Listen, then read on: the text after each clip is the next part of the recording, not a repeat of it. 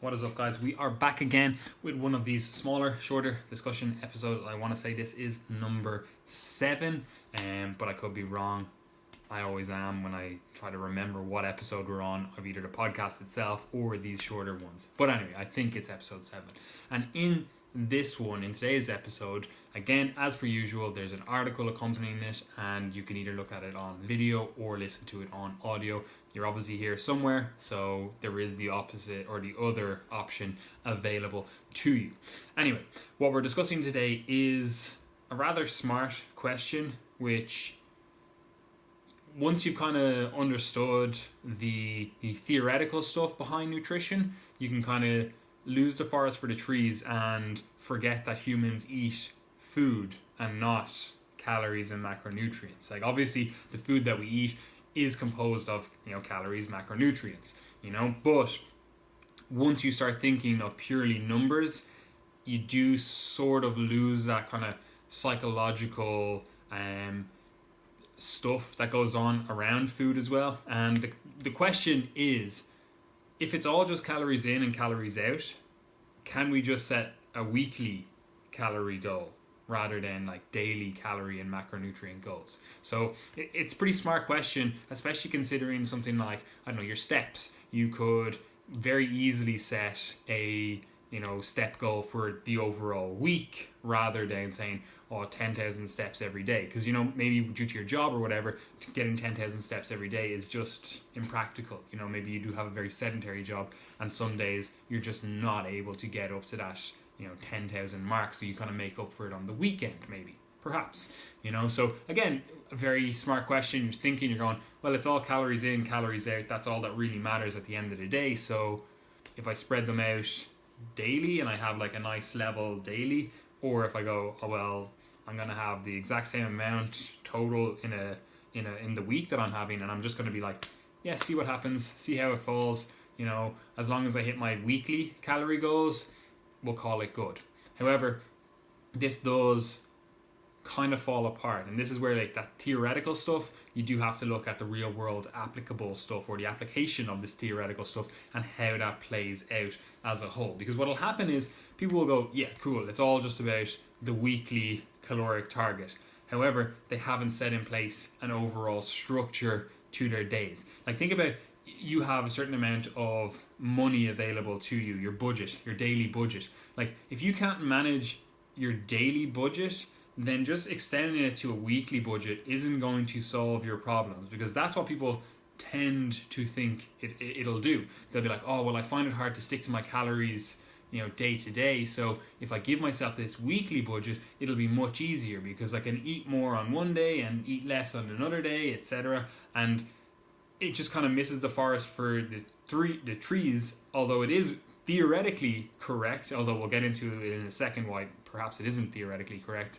It kind of misses the fact that if you don't have a structure and you don't have a set plan of action, the chances are you're likely to fail in the actual, trying to execute that plan. So I wouldn't generally recommend people set calorie goals over the week. However, for some populations, it can give a lot more freedom to the week. If okay, cool, I'm just going to dial it back 1 or 2 of these days because I have something bigger on, I don't know, Friday night or whatever it is. Cool, definitely has an application there. However, if it is something that's occurring every single day where you're like, oh, well, I underate today, so I'll just eat a little bit more tomorrow, or, I overate today and I'm just going to undereat a little bit these other days of the week. I would really question how your plan is set up and why you are constantly having this variability in your actual implementation of that plan of action. Because if you're not able to hit the plan, you're not able to actually achieve the goals, the targets set out, there's obviously something either wrong with the plan or the way you are executing the plan yourself, and that should be addressed before you start entering into this, oh, let's make everything really, really variable and hope that it's actually easier to follow, because simply put, it isn't. Especially when you consider, around the stuff like optimal fueling for training. If you have this really variable diet where you're like, yeah, look, it's just overall calories in the week, meal timing is irrelevant. Well, you can argue the point that meal timing is relevant with regards to protein feedings. We'll say you're getting 3 to 4 protein feedings, like adequate protein feedings per day, you're like, yeah, the science is pretty clear on that. It's pretty cool that should be done. But the rest of the stuff, the overall calorie intake, my carbs and fats, I just kind of play it, I wing it, play it by ear, see what happens as long as I hit this weekly goal. It kind of forgets that you are not just a machine. You know, you do have daily caloric demands, and you are doing stuff daily that requires calories and, you know, macronutrients to function effectively, especially like I said around the training stuff, because people will go into sessions inadequately fueled and have shit sessions as a result. Or perhaps they'll go in, they're like, yeah, look, I'm adequately fueled, I can still push myself, you know, maybe I overate earlier on because I don't have any structure, but I'm a little bit sluggish perhaps, but overall it was a good session. But then they go in and they'll have like terrible recovery because their calories aren't there to support that, or, you know, the day-to-day calories aren't there in a structure that will allow recovery to be effective. So people will be like, why am I so sore from my workouts? I'm just not recovering, my sleep isn't as good, and all these other kind of variables that go along with how you actually implement the diet that aren't necessarily, we'll say, directly correlated. Well, they are directly correlated, because if you don't eat your calories spread out, you will notice these things. So obviously it is directly correlated, but they're not necessarily the things that spring to mind straight away when you think of what calories are doing. Like, you don't think, oh, well, my sleep is going to be worse if I don't have this kind of more structured or rigid kind of diet. If I'm kind of like, oh, well, if I eat an hour before bedtime, or eat 2 hours before bedtime, or if I eat a huge meal or eat a small meal, it's all the same, I presume, when clearly it isn't when you actually see the real world data on it, you know. So for most people, I wouldn't generally recommend having this more variable approach to your day-to-day nutrition, although theoretically it is something that you can approach and something that you can bring in. And it is one of those things that does make life a lot easier, but it's one of those things that, like we say with a lot of things, there is a time and a place for it. You know, you have to understand that there are thousands of strategies that could potentially work, and there are probably millions of strategies that could potentially work. However, you have to, you know, triage yourself and go, is this a strategy that's going to help me stick to my diet? Is this a strategy that's going to help me achieve my goals? And then obviously you may not be able to go for the quote unquote optimal approach. You know, we'll say we don't all have like chefs and people ready to give us the food and have it cooked for us, prepared for us, and all that kind of stuff. So you can't say you have optimal, but there are ways of structuring your diet that are, again, quote unquote, more optimal, you know? So having some sort of timing, having some sort of structure to your overall calories is going to help the majority of people actually get the results that they're looking for. And again, like, theoretically, the person asking this question is correct, because overall it is calories in and calories out. However, when that plays out, it doesn't necessarily play out how you think it'll play out, because you do have these things, like, again, what most people will do when they kind of bring in this calories in, calories out approach and think of it as a weekly structure, they'll notice that, oh, well, I can eat more these few days. So the first 4 days of the week, they're like, yeah, okay, cool, I've loads of calories available to me, eat a little bit more, yeah, eat a little bit more here, the next day as well, eat a little bit more. And then they'll realize come the last 3 days that, oh shit, I only have a little bit of my budget left, so I'm going to have to dial it back a little bit here. And then all of a sudden, like, hunger kicks in, because, you know, they're like, oh, well, I have to be a bit more cautious with my diet, and I'm kind of pulling back, and I'm still hungry, but I'm kind of keeping it down low so that I can actually continue to hit my calorie goal. And then invariably you get more variability in your ability to actually achieve your weekly calorie goal, because you just can't keep that kind of rhythm where you're like, oh, well, the 4 days I'm overeating, and the 3 days at the end of the week I'm kind of really restricting. And again, it's the weekend, most people are bored at the weekend, they're not in their normal 9 to 5 rhythm, they're not in their normal kind of daily thing, they're just sitting at home maybe watching TV or whatever it is, and boredom kicks in. That's when they want to eat more. And again, then you can go, okay, well, then I'll just save my higher calorie days for those days. And again, it is a viable approach if you are doing it more strategically.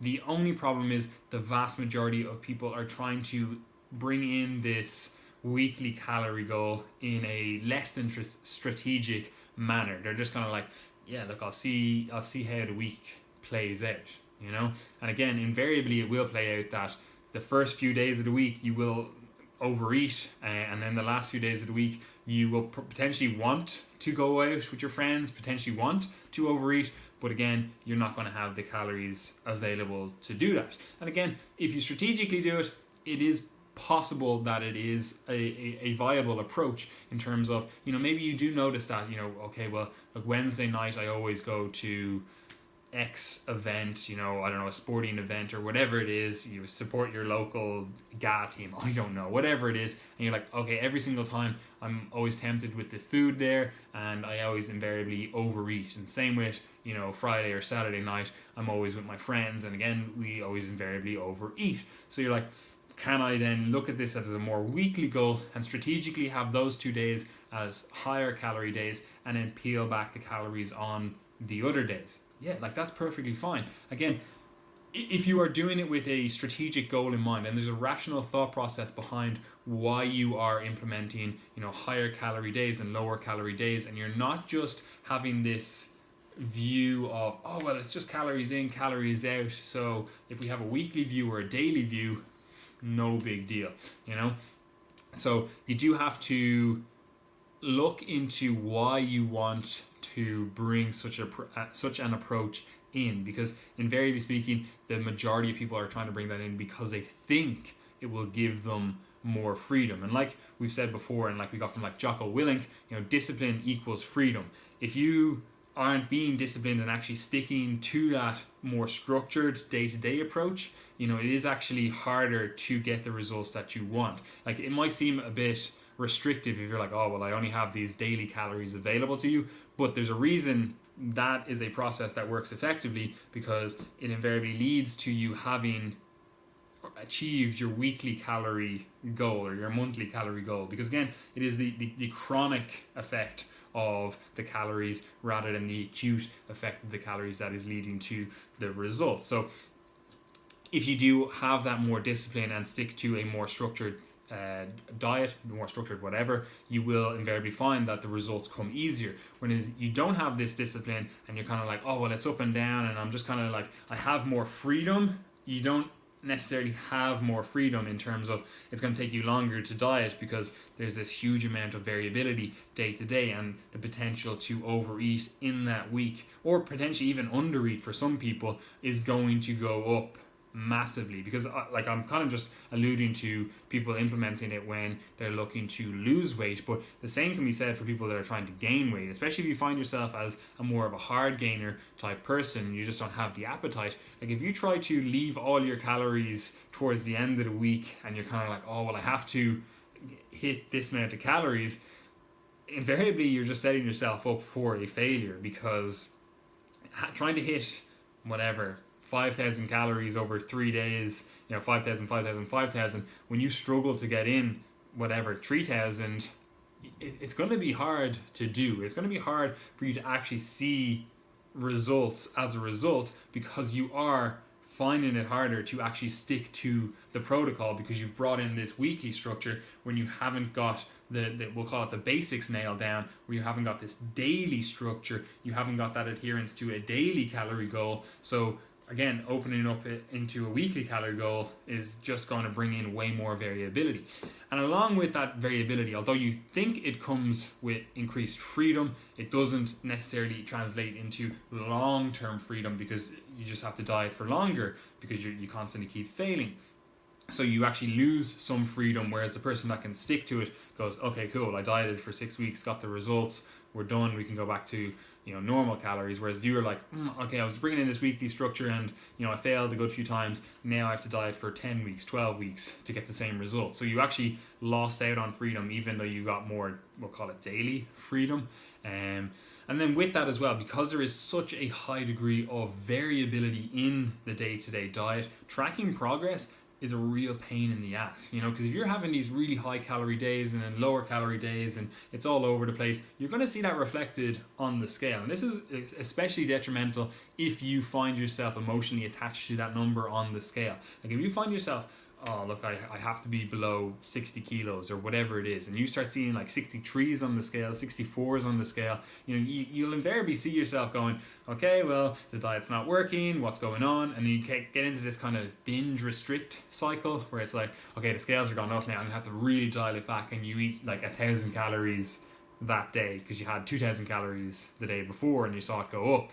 So tracking your progress over the short and long term is a little bit harder, and obviously there are ways around it if you're just constantly looking, or if you're just looking for those low days. You're just looking at, how does it affect how low my low days are, do I see that reflected in a trend towards what I'm looking for? So you can somewhat effectively track your progress. However, it just opens up a can of worms because there's just so much variability up and down, day to day. Whereas if you just have this constant caloric goal, daily caloric goal, you'll see, some variability on the scales, 1 to 2 kilos per day.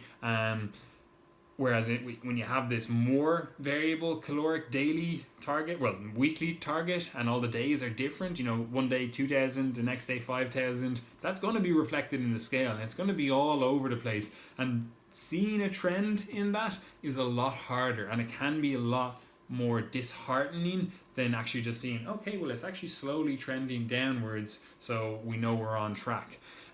So there's some of the issues with having a weekly goal. So while theoretically, yes, it's perfectly correct in saying that, it's just overall calories that matter. We could extend it out to monthly goals and extend it out to yearly goals. And obviously at some stage, it just becomes impractical where you're like, well, for 6 months of the year, I just really, really restricted, and I was only eating like below my basal metabolic rate, and then the rest of it, I was eating over it. Over the year, it kind of evens out. So I was eating my maintenance calories. It's not really the same thing. And same with the day-to-day stuff, like same with the week-to-week stuff. So you could go, even that's the same problem with a month. So a week, people generally aren't saying over a week, it's just calories that matter. Although obviously it is, because if you look at your diet as a whole, it is the chronic effect of the calorie load you're having rather than the acute. A week is a slightly more manageable time period than say a month, trying to track your monthly calories or your yearly calories. And again, even though they do obviously make a difference, like if you have 3 weeks where you're perfect and then 1 week that's just a blowout, like obviously you can set yourself back to the start of that month in terms of where you were at calorie wise, body composition wise, etc. So it obviously does matter. However, people aren't generally viewing these things on that longer time scale when they're like, can I bring in more variability into my diet? They're looking at that kind of shorter variability in terms of the week, and even then it's very hard to actually adhere to that. So for the vast majority of people, I would be looking to just stay on track and get everything as effective as possible on a day-to-day basis. I wouldn't be looking at, can I have this weekly calorie goal, weekly macronutrient goal? I would just be going, here's your daily macronutrient goal. If you fail on this, then we look into bringing in processes or practices that allow you to adhere to this better, so that your weekly, monthly, yearly caloric goals are actually met. So for the vast 99.999% of you guys, having that daily structure and keeping a daily caloric goal is going to lead to far better long-term and short-term success than having this more variable approach. Even though theoretically we could argue that, at the end of the day, it's energy, and comparing the week of constant calories and the week of variable calories, as long as they are actually at the same level, we are in the same position. Obviously, it brings in a lot more variability, in your training, your overall mood, your overall recovery, your overall, emotional attachment to the scale.